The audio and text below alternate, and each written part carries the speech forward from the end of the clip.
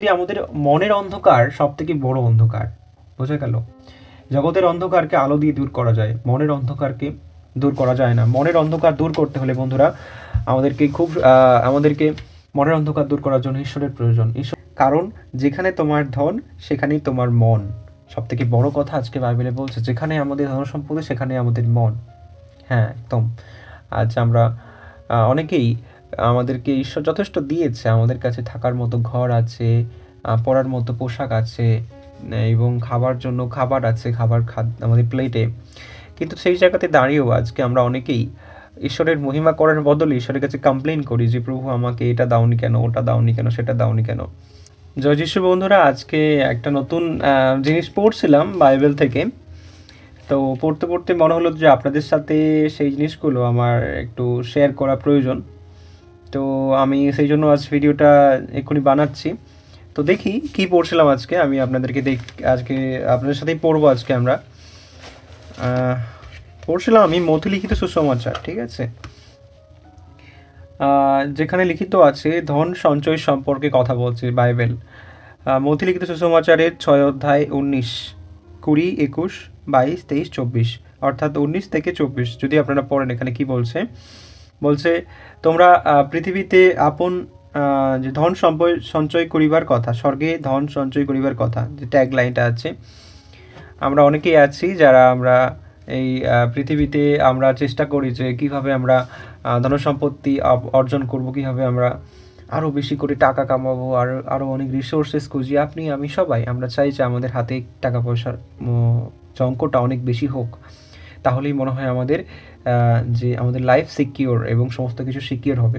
সেটা আমাদের পৃথিবীর সকলের চিন্তা ভাবনা। কিন্তু বাইবেল এই সম্পর্কে কী কথা বলছে, কী আমাদেরকে শিক্ষা দিচ্ছে, তা আজকে আমাদের জানা দরকার। তো এখানে যদি বাইবেলে দেখি, আমরা এখানে বাইবেলে 19, 20, 21, 22, 23 মথিতে বলছে 6 অধ্যায়ে যে তোমরা পৃথিবীতে ধন সঞ্চয় করিও না। কেন কারণ করছে?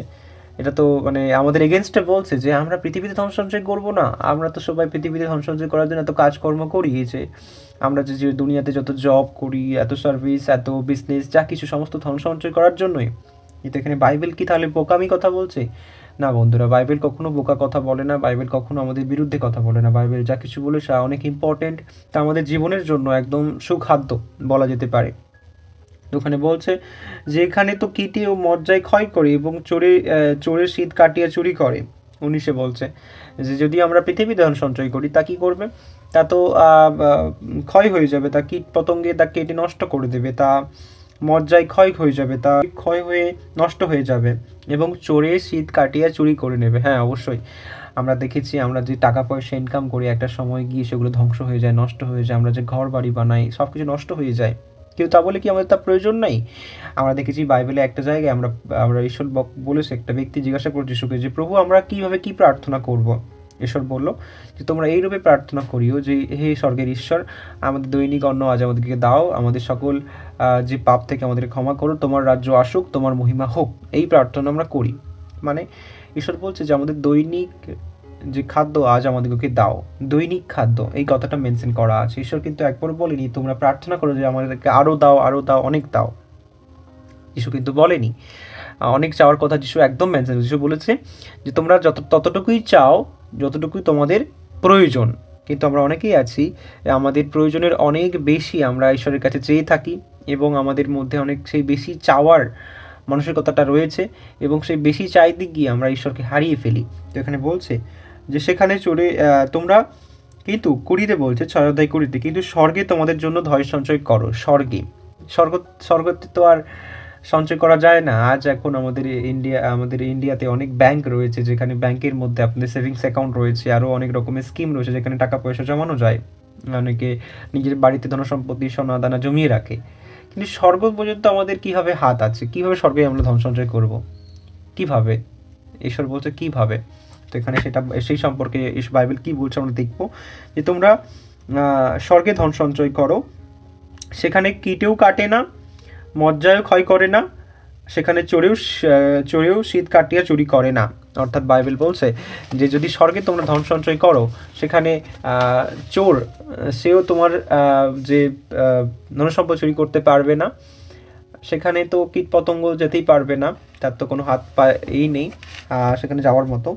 বলছে 21 বলছে, কারণ যেখানে তোমার ধন সেখানেই তোমার মন। সবথেকে বড় কথা আজকে বাইবেলে বলছে, যেখানে আমাদের ধন সম্পত্তি সেখানে আমাদের মন। হ্যাঁ, একদম। আজ আমরা অনেকেই, আমাদেরকে ঈশ্বর যথেষ্ট দিয়েছে, আমাদের কাছে থাকার মতো ঘর আছে, পরার মতো পোশাক আছে, এবং খাবার জন্য খাবার আছে, আমাদের প্লেটে। কিন্তু সেই জায়গাতে দাঁড়িয়েও আজকে আমরা অনেকেই ঈশ্বরের মহিমা করার বদলে ঈশ্বরের কাছে কমপ্লেন করি যে প্রভু আমাকে এটা দাওনি কেন, ওটা দাওনি কেন, সেটা দাওনি কেন। যেগুলো আছে সেগুলো নিয়ে আমরা তো চিন্তা করি না, কিন্তু যেগুলো আমরা পাইনি সেই সম্পর্কে আমরা অনেক আফসোস করি, ঈশ্বরের কাছে দুঃখ প্রকাশ করি। কিন্তু ঈশ্বর চায় না যে আমরা পৃথিবীর জিনিসের প্রতি বেশি আকর্ষিত হয়ে যাই এবং পৃথিবীর জিনিস অর্জনের জন্য সমস্ত মন সেই জিনিসের প্রতি দিয়ে ফেলি। আজ পর্যন্ত পৃথিবীর যারা সমস্ত ধনী ব্যক্তির সারি রয়েছে, তারা কিন্তু অনেকেই ধার্মিক দিক থেকে অনেক পিছিয়ে। আপনারা দেখবেন অনেক ব্যক্তি অনেক ধনসম্পত্তি অর্জনের পর শেষে ঈশ্বরের খোঁজ করে। কিন্তু যদি আমরা সর্বস্ব মন দিয়ে সেই ধনের পেছনেই কাটিয়ে দিই, ধনসম্পত্তি অর্জনের পেছনে, কোনোদিন আমরা ঈশ্বর লাভ করতে পারবো না। তাহলে তো আমরা দেখতাম যে যত সমস্ত যারা ঈশ্বরের খোঁজ করে, তারা সমস্ত ঘর বাড়ি সমস্ত কিছু ত্যাগ করে ঈশ্বরের পথে চলে। কেন তারা সমস্ত ত্যাগ করে? কারণ তারা জানে যে আমাদের মন কখনো দুটো নৌকায় চলতে পারে না। যদি আপনার মন দুটো নৌকায় চলে, তাহলে আপনি কারো দাস নয়, অর্থাৎ আপনি ঈশ্বরেরও দাস নয়, আপনি টাকা পয়সার দাস নয়, অর্থাৎ আপনাকে যে কোনো একটা পথ বেছে নিতে হবে। এই জন্য ঈশ্বরের বাক্য বলে যে আমরা যেন প্রার্থনা করি যে ঈশ্বর যেন আমাদের দৈনিক খাদ্য আজ আমাদেরকে দেয়। দৈনিক খাদ্য, এই কথাটার অর্থ হচ্ছে প্রতিদিনে যতটুকু প্রয়োজন তা ঈশ্বর জানে, তা যেন আমাকে দেয়। তার থেকে বেশিও নয়, তার থেকে কমও নয়, কারণ বেশি হলেই সেখানে লোভ হবে, এবং কম পড়লেই মনের মধ্যে আক্ষেপ রয়ে যাবে যে কেন আমার কম হলো, কেন আমি খেতে পেলাম না, কেন আজ এই জিনিসটা কম হলো। তাই আমাদের কাছে যতটুকু প্রয়োজন আমাদের, ততটুকুই যেন আমরা ঈশ্বরের কাছে প্রার্থনা করি। এখানে বলছে চক্ষুই শরীরের প্রদীপ, চক্ষুই শরীরের প্রদীপ। অতএব তোমার চক্ষু যদি সরল হয়, তবে তোমার সমস্ত শরীর দীপ্তিময় হইবে। কিন্তু তোমার চক্ষু যদি মন্দ হয়, তবে তোমার সমস্ত শরীর অন্ধকারময় হইবে। বলছে আমাদের চোখ শরীরের প্রদীপ। আজ এখানে আলো জ্বলছে, আলোগুলো জ্বলছে বলেই আমার সামনে চারিদিকে তো আমাকে দেখা যাচ্ছে, তার মানে এটার আলো। কিন্তু আমাদের মনের মধ্যে আলো কোনটা? তাহলে আমাদের চোখ। আমাদের চোখের মধ্য দিয়ে যে আলো মনের মধ্যে যায়, তাই আমাদের মনকে পরিষ্কার করে। অর্থাৎ আমরা চোখ দিয়ে যা দেখি, সেটাই আমাদের মনের মধ্যে সবসময় চলতে থাকে। যদি সারাদিন আপনার চোখ দিয়ে আপনি টাকা পয়সা দেখতে থাকেন, কী হবে? আপনার মনের মধ্যে সেই টাকা পয়সার প্রতি লোভ পেটে যাবে, এবং আপনি মনে প্রাণে স্বপ্নে সমস্ত জায়গায় শুধু টাকা টাকা টাকা টাকা টাকাই দেখবেন, ধনসম্পত্তি দেখবেন, কিছু দেখতে পাবেন না। ঈশ্বরকে দেখার মতো জায়গা আপনার থাকবে না, কারণ ধনসম্পদ আর ঈশ্বর কখনোই এক হতে পারে না। আসল যে স্বর্গীয় সম্পদ, সেই সম্পর্কে বাইবেল কথা বলে, এবং খুব শীঘ্রই স্বর্গীয় সম্পদ সম্পর্কে আমরা ভিডিও নিয়ে আসব। সেই টপিকে আমরা ভিডিও তৈরি করব, আপনারা দেখতে পাবেন যে স্বর্গীয় সম্পদ কী এবং কীভাবে আমরা সেই স্বর্গীয় সম্পদ অর্জন করতে পারবো। তো এখানে যে স্বর্গীয় ধন সম্পদের কথা বলা হয়েছে, সেই স্বর্গের ধন আসলে কি, সম্পত্তি আসলে কি স্বর্গের? তা কি আমাদের মতো জগতের টাকা পয়সা, না সুনাম করানো, না আশীর্বাদ করানো, না কি আসলে কি সেটা? সেই সম্পর্কে আমরা খুব শীঘ্রই ভিডিও নিয়ে আসবো, আপনারা অপেক্ষা করবেন তার জন্য। বলছেন এখানে, কিন্তু তোমার চক্ষু যদি মন্দ হয়, তবে তোমার শরীর সমস্ত অন্ধকারময় হইবে। অর্থাৎ আমাদের আমরা চোখ যদি মন্দ হয়, আমরা চোখ দিয়ে কোনো কিছুকে খারাপ চোখে দেখি, তাহলে আমাদের গোটা শরীর অন্ধকারময় হবে, গোটা শরীর অন্ধকার হয়ে যাবে, আমাদের গোটা শরীর, আমাদের মন, আমাদের চিন্তাভাবনা কলুষতায় ভরে যাবে। অর্থাৎ ঈশ্বর চায় যাতে আমরা জগতের জিনিসপত্রের প্রতি বেশি আকর্ষিত না হই, আমাদের চোখ দ্বারা জগতের কোনো জিনিসপত্রের প্রতি আমরা হিপনোটাইজ না হয়ে যায়। অনেক সময় আমরা অনেকে আছি ঈশ্বরের বিশ্বাসেও আছি, আবার টাকা পয়সা ইন্দ্রনের জন্য সমস্ত মাথা খারাপ হয়ে যায় আমাদের। যখনই হাতে একটু টাকা পয়সা কম হয়ে যায়, আমরা চিন্তায় পড়ে যাই, ঈশ্বরের কাছে কান্নাকাটি করি বা অনেক কিছু করি। কিন্তু ঈশ্বর জানেন, যদি আপনি ঈশ্বরের উপর বিশ্বাস রাখেন, তিনি জানেন যে আপনার কোন সময় কোন জিনিসটা প্রয়োজন, তিনি জানেন, কেউ না জানলেও ঈশ্বর জানেন।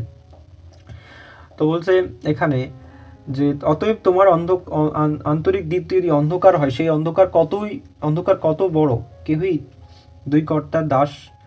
দুই কর্তাস্ত করতে পারে না। বলছে যদি আমাদের মনের অন্ধকার সব থেকে বড় অন্ধকার, বোঝা গেল? জগতের অন্ধকারকে আলো দিয়ে দূর করা যায়, মনের অন্ধকারকে দূর করা যায় না। মনের অন্ধকার দূর করতে হলে বন্ধুরা আমাদেরকে মনের অন্ধকার দূর করার জন্য ঈশ্বরের প্রয়োজন। ঈশ্বর হলো জগতের আলো। ঈশ্বর বলছে আমি জগতের আলো, যে কেউ আমার পথে চলে তার জীবনে আলো থাকবে। হ্যাঁ, আমরা যারা ঈশ্বরের পথে চলি, আমাদের জীবন, আমাদের মন আলোকিত হয়ে থাকে। আমরা অন্ধকার থেকে দূরে থাকি। অন্ধকার অর্থাৎ জগতের সমস্ত কিছু, যা কিছু আমাদেরকে পাপের পথে নিয়ে যায়, সেখান থেকে আমাদেরকে দূরে রাখে। ঈশ্বরের বাক্য আমাদের জীবনের আলো, আমাদের পথপ্রদর্শক। তাই আমাদের উচিত ঈশ্বরের বাক্য অনুযায়ী চলা, জগতের টাকা পয়সার টানে স্রোতে ভেসে যাওয়া নয়। যতটুকু প্রয়োজন ততটুকু ঈশ্বরের কাছে প্রার্থনা করুন এবার থেকে। তার থেকে বেশি করলে তা আপনার জন্য ক্ষতি হবে, কিন্তু ভালো কিছু হবে না।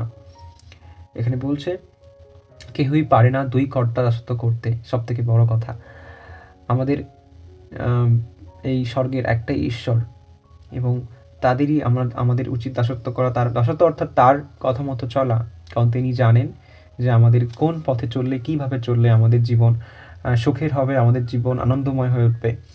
কিন্তু আমরা অনেক সময় কী করি, যে আমরা দুই কর্তার দাস হওয়ার চেষ্টা করি, অর্থাৎ টাকা পয়সারও দাস হই আর ঈশ্বরেরও দাস হই। কিন্তু কখনোই এই মনে রাখবেন, আপনার মন যদি টাকা পয়সায় থাকে, আপনার 24 আওয়ার, একটা দিনের মধ্যে 24 ঘন্টা, যদি 24 ঘন্টা যদি আপনি সারাটা দিন সেই টাকা পয়সা পেয়ে ছুটে যান, ঈশ্বরের জন্য কখন সময় বের হবে? আপনি যখন সেই দিনের শেষে আসবেন, ঈশ্বরের কাছে বসে প্রার্থনা করার মতো সময় থাকবে না। যদি ঈশ্বরের বাক্য পড়ার মন যায়, সেই বাক্য পড়ার মতো আপনার সময় থাকবে না, কারণ আপনি অলরেডি টায়ার্ড, আপনার মন অলরেডি ক্লান্ত, আপনার মনে জায়গা নেই, সময় নেই।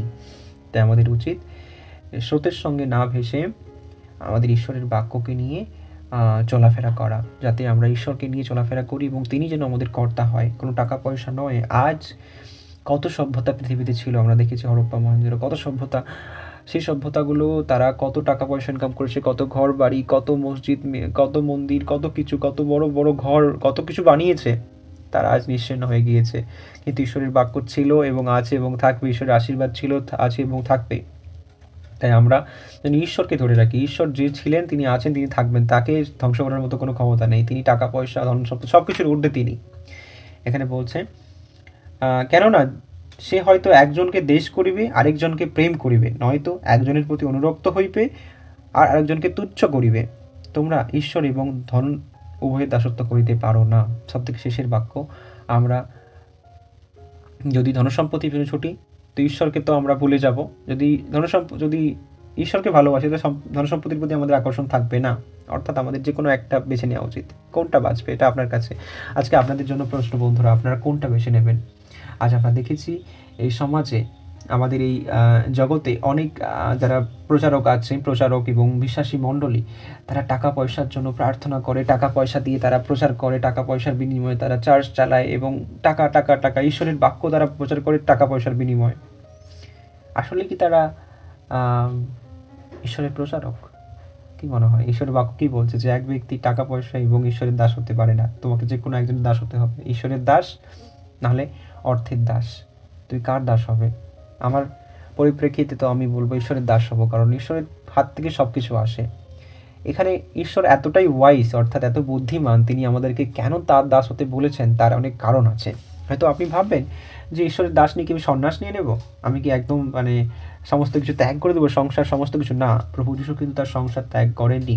তিনি তার সংসারও চালিয়েছে। তার যে লক্ষ্য ছিল যে জগতের মাঝে ভালোবাসার সমস্ত প্রেমের বাণী প্রচার করবেন, তিনি সেটাও কিন্তু পূর্ণ করেছেন। তিনি কিন্তু দুটোই সমানভাবে চালিয়েছেন। কিন্তু তিনি কিন্তু একটা সময় গিয়ে বলেছেন যে যারা যারা ঈশ্বরের বাক্য শোনে তারাই আমার ভাই বোন, তারাই আমার আসল ফ্যামিলি মেম্বার। ঠিক আছে? তো তিনি তার যে আসল উদ্দেশ্যে তিনি যে এসেছিলেন, সেই উদ্দেশ্য কিন্তু তিনি পূর্ণ করেছেন। তাই আমাদের উদ্দেশ্য, আমরা জানি পৃথিবীতে আমাদের উদ্দেশ্য ঈশ্বরের যে প্রেম, যে ভালোবাসা, সেই ভালোবাসা অনুযায়ী চলা, ঈশ্বরের বাক্য অনুযায়ী চলা। আমাদের উদ্দেশ্য যে আমরা যাতে ঈশ্বরের বিরুদ্ধে না যাই, ঈশ্বরের বাক্য অনুযায়ী চলি এবং অন্যকে ভালোবাসি, অন্যকে ক্ষমা করি, যা যা ঈশ্বরের আজ্ঞা সকল পালন করার চেষ্টা করি। এটা আমাদের উদ্দেশ্য। আমরা যেন কোনোভাবেই টাকা পয়সার বিনিময়ে সেসব ভুলে না যাই, কারণ আমরা দেখেছি যে এই জগতের টাকা পয়সা, ধন সম্পত্তি যা কিছু, সব কিন্তু ঈশ্বরের সৃষ্টি। এটা মাথায় রাখবেন। যদি আপনি ঈশ্বরের পথে চলেন, ঈশ্বরকে ভালোবাসেন, আপনার যেটুকু প্রয়োজন ঈশ্বর আপনাকে দেবে এবং সময় মতো দেবে। যদি তার থেকে বেশি আপনি লাফাতে যান, হয় ঈশ্বরকে হারাবেন না নিজের জীবন হারাবেন। আপনার কোনটা দামি আপনার কাছে?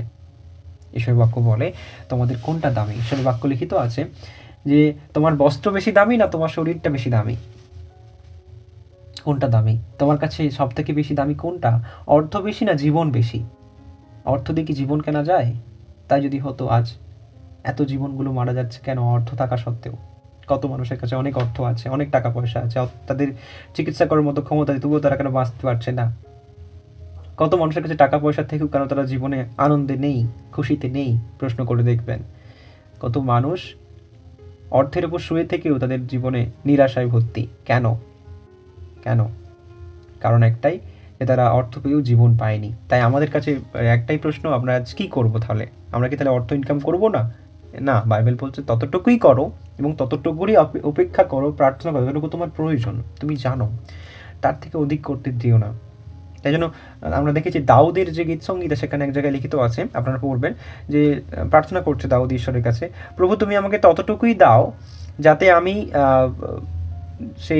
সেইটা নিয়ে সন্তুষ্ট থাকি এবং আমি তোমার মহিমা করতে পারি। আমাকে কম দিও না, যাতে আমি অন্যের ঘরে শীত কাটতে না, অর্থাৎ অন্য ঘরে চুরি না করতে যাই। আমাকে কম দিও না, অর্থাৎ আমি যদি কম হয় আমার খাদ্যের এবং যোগান যদি কম হয়, তখন আমি চুরি করব, খারাপ কাজে লিপ্ত হতে যাব। আমাকে কম দিও না, আমাকে অনেক বেশিও দিয়ে দিও না, যাতে বেশি পেয়ে আমি তোমাকে ভুলে না যাই। লিখিত আছে গীত সংগীতা একটা পদে, তো আমরা পড়লে দেখতে পাবো বাইবেলে একটা পদ সেখানে লিখিত আছে, মেনশন করা আছে, এইরকমভাবে প্রার্থনা করছে একজন ঈশ্বরের সেবক। তো আমাদের যারা ঈশ্বরের পথে আছে, আমরা এইভাবে যেন প্রার্থনা করি, এবং দেখবেন ঈশ্বর বলছে আমার নামে তুমি যাহা কিছু চাইবে তাহা কিছু তোমাকে দেয়া যাইবে। কীভাবে চাইবে? এইভাবে চাওয়া উচিত আমাদের, যে প্রভু আজকে দৈনিক অন্ন অযোগ দাও, তোমার রাজ্য আসুক, তোমার মহিমা হোক আমার জীবন দ্বারা, আমার সমস্ত কিছু কার্য দ্বারা যেন ঈশ্বরের মহিমা হয়, এই প্রার্থনা করি আমরা। তো বন্ধুরা, আজকের এই বিষয়টা আপনারা হয়তো বুঝতে পেরেছেন, আমি আশা রাখছি। এবার থেকে আমরা এইভাবেই ডাইরেক্ট বাইবেল পড়ে আপনাদেরকে বোঝানোর চেষ্টা করব, যাতে ঈশ্বরের বাক্য আপনাদের মনের দ্বার খুলে দেয়। আর যারা আপনারা বাইবেল না জেনে ঈশ্বর সম্পর্কে অনেক খারাপ মন্তব্য করেন, ঈশ্বর আপনাদেরকে আশীর্বাদ করুক। আমি প্রার্থনা করি আপনাদের জন্য, যে একটা সময় আসবে যেদিন আপনারা বাইবেল হাতে নেবেন এবং পড়ে দেখবেন যে আসলেই বাইবেলে কী লিখিত আছে, বাইবেল সমাজের কতটা প্রয়োজন সমাজকে বাইবেলের শিক্ষা, তারা আপনারা বুঝতে পারবেন একটা সময়। ঈশ্বর আপনাদেরকে আশীর্বাদ করুক, আপনাদের মনের দুয়ার খুলে দিক, আপনাদের মনের অন্ধকার দূর করে আপনাদের মনে আলো প্রকাশিত হোক, এই প্রার্থনা করি। আজ দেখা হচ্ছে পরের ভিডিওতে। আপনারা ভালো থাকবেন, ঈশ্বরের মহিমা করুন এবং ঈশ্বরের বাক্য অনুযায়ী চলার চেষ্টা করুন। ধন্যবাদ। জয় যিশু। আমেন।